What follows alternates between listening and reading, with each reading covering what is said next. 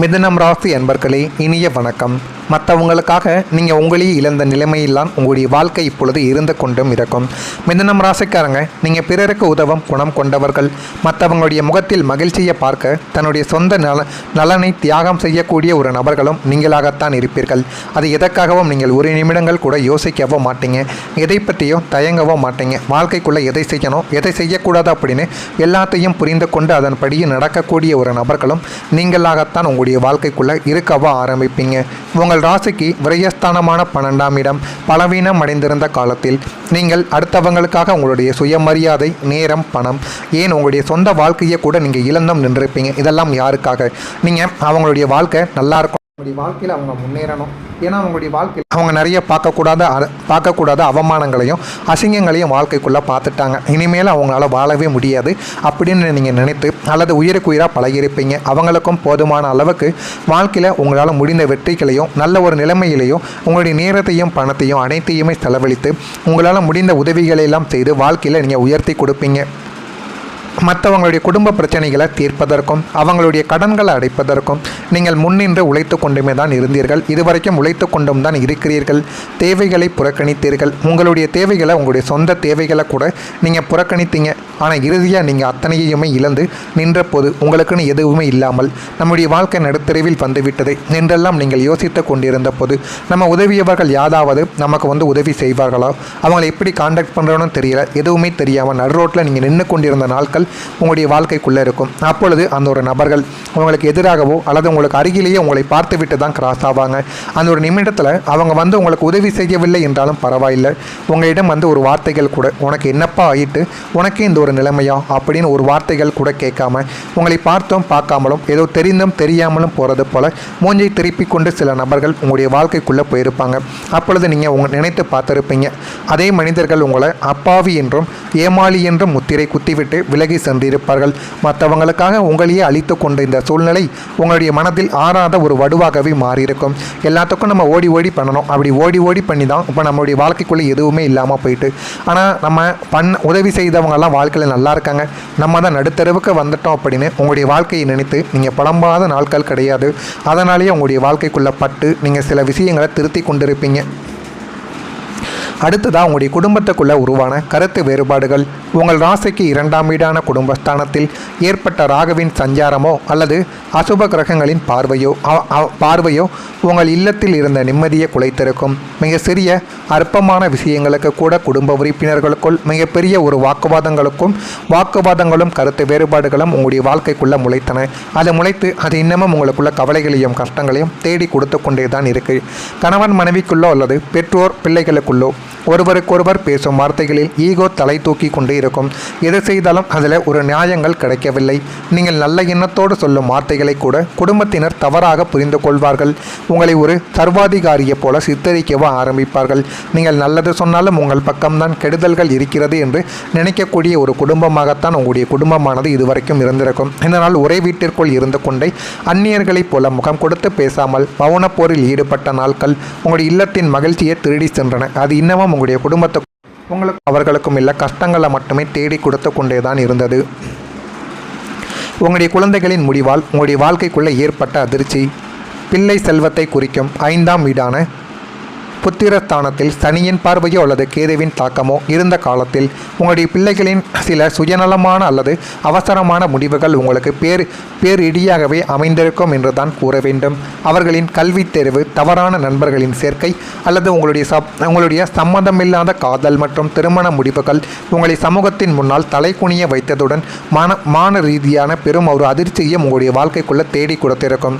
இவர்களுக்காகத்தானே நம்முடைய இரவு பகலாக உழைத்து நம் வாழ்வை தொலைத்தோம், இப்படி நம்முடைய மனதை புரிந்து கொள்ளாமல் சுயநலமாக முடிவு எடுத்து விட்டார்களே என்று நீங்கள் கதறிய தருணங்களும் உங்களுடைய வாழ்க்கைக்குள்ளே உண்டு.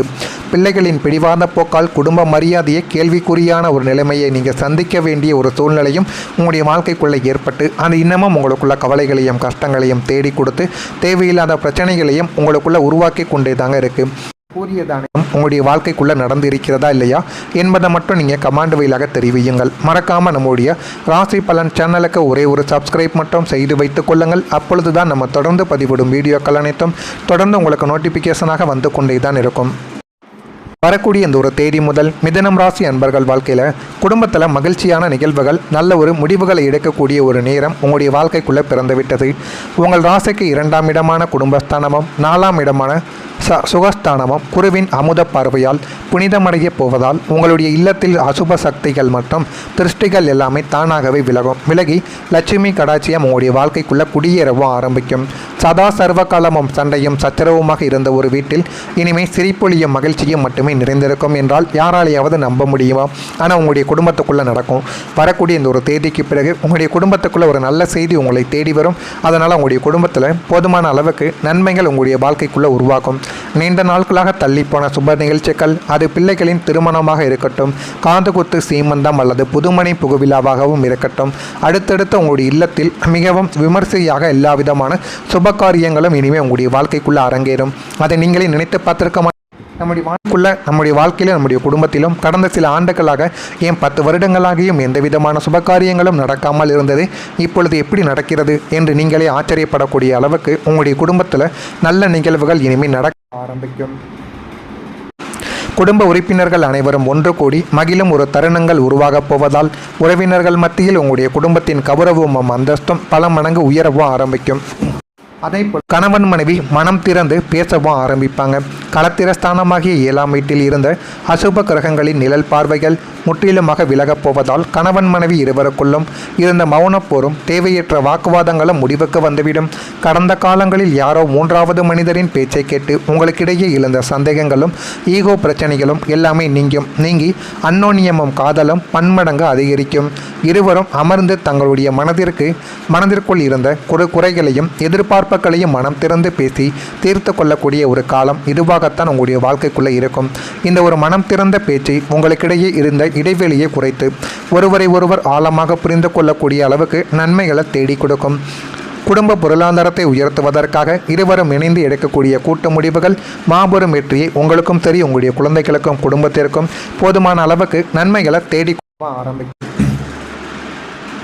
உங்களுடைய கல்வியில் உங்களுடைய குழந்தைகளின் கல்வியில் ஒரு முன்னேற்றங்கள் கிடைக்கும்.